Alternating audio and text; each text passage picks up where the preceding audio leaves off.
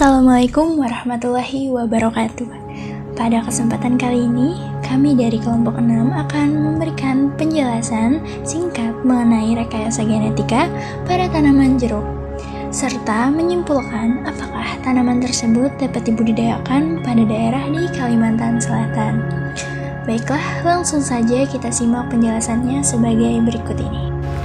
Bioteknologi memiliki pengertian sebagai bidang penerapan biosains dan teknologi yang menyangkut penerapan praktis organisme hidup atau komponen subselulernya pada industri jasa dan manufaktur serta pengelolaan lingkungan.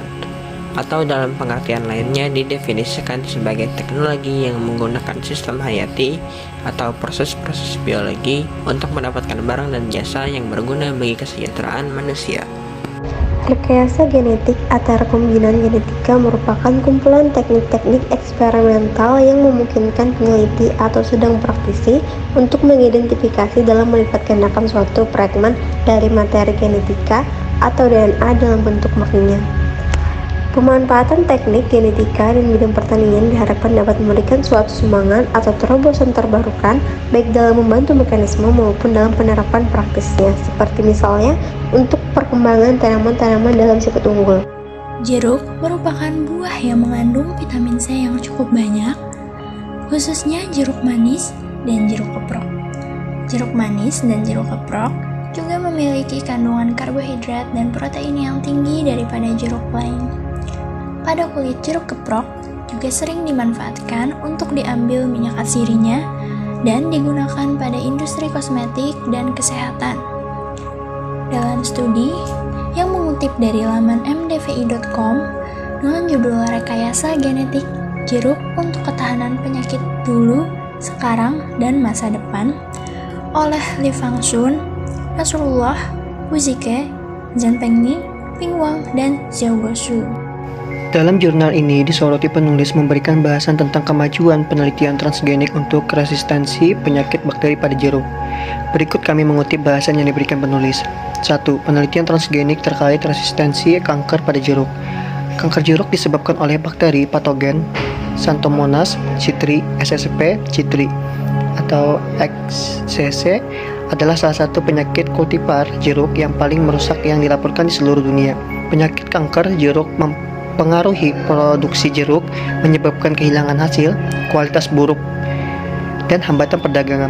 Untuk meningkatkan ketahanan terhadap kanker pada jeruk dengan pendekatan transgenik, strategi yang berbeda telah diusulkan, termasuk overekspresi gen yang mengkode peptida antibakteri, protein tahan penyakit, gen kinase, faktor transkripsi, dan gen eksogen tanaman lainnya atau asal non-tanaman yang meningkatkan pertahanan tumbuhan alami. Dikatakan bahwa peptida antimikroba merupakan komponen penting dari pertahanan kekebalan bawaan terhadap mikroba patogen dalam berbagai organisme.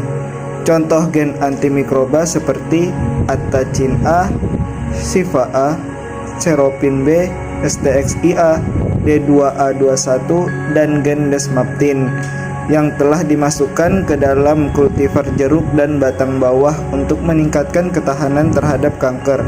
Hasilnya menunjukkan bahwa ekspresi berlebihan dari gen peptida eksogen ini secara signifikan dapat meningkatkan ketahanan penyakit kanker pada jeruk. 2. Penerapan teknik pengeditan genom pada pemulihan jeruk tahan penyakit. Pengeditan genom dikatakan penulis sebagai alat spesifik dan efisien untuk menghasilkan fenotip baru yang bermanfaat. Tentunya merupakan inovasi teknis yang hebat dalam pemulihan tanaman. Secara umum, teknologi penyuntingan genom menggunakan 3 jenis enduklease yang direkayasa.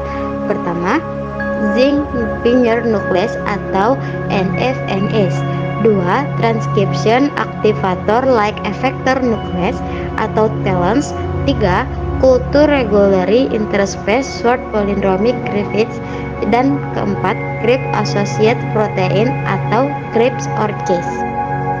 Dengan menggunakan teknologi ini dikatakan banyak sifat toleransi panas atau dingin, ketahanan penyakit, toleransi herbisida, dan peningkatan hasil telah diperkenalkan kepada tanaman.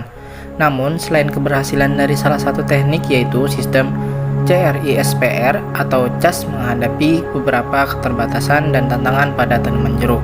Misalnya, tantangan yang paling diperdebatkan dalam sistem CRISPR atau CAS adalah potensi mutasi di luar target dan perubahan tepat sasaran yang tidak disengaja. Rekayasa genetik, termasuk teknologi transgenik dan penyuntingan genom, dapat menjadi metode pilihan untuk mengatasi keterbatasan yang ditimbulkan oleh pemulihan tradisional dan telah memungkinkan untuk melindungi kultivar komersial yang rentan terhadap patogen, yang memungkinkan pelepasan kultivar yang lebih baik dengan karakteristik yang diinginkan dalam waktu yang singkat. Berdasarkan penjelasan yang telah dijabarkan, dapat memungkinkan tanaman jeruk hasil rekayasa genetik tersebut dapat dikembangkan di Kalimantan Selatan. Dengan banyaknya produksi jeruk yang dapat dikembangkan di Kalimantan Selatan, maka tanaman jeruk tahan penyakit tersebut tentu membantu meningkatkan produktivitas tanaman jeruk tersebut.